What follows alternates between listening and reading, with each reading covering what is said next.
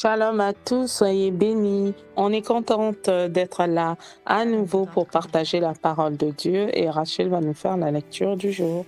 D'accord. La lecture du jour se trouve en Romains 12, versets 1 à 2. Je vous recommande donc, frères et sœurs, à cause de cette immense bonté de Dieu, à lui offrir votre corps comme un sacrifice vivant, saint et qui plaise à Dieu.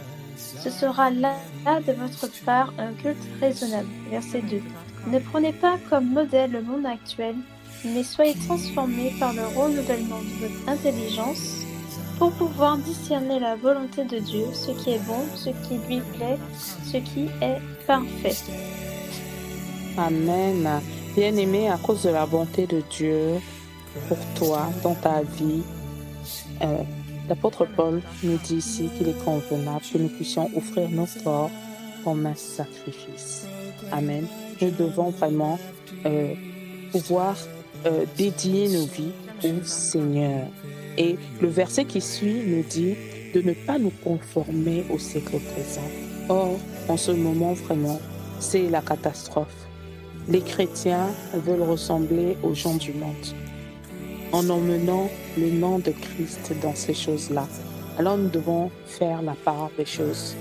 Nous ne sommes pas là pour pouvoir moderniser la parole de Dieu parce que la parole de Dieu reste la même et elle est efficace. Nous n'avons pas besoin d'utiliser des nouvelles méthodes pour pouvoir servir le Seigneur de peur qu'on s'écarte vraiment de la volonté de Dieu.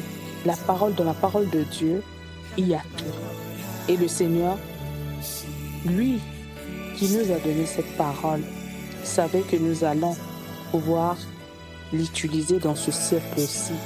Alors il n'y a rien à rajouter, rien à retrancher. La parole de Dieu nous dit que nous ne devons rien ajouter, nous ne devons rien retrancher. Nous devons garder l'authenticité, la simplicité de la parole de Dieu. Nous ne devons pas nous conformer au siècle présent, nous conformer à ce que Dieu dit. Dans telle situation, qu'est-ce que Jésus aurait fait? C'est la question que nous devons nous poser. Bien-aimés, voilà ce que je voulais partager avec toi et que Dieu nous bénisse et que Dieu nous aide à pouvoir lui ressembler tous les jours. Amen.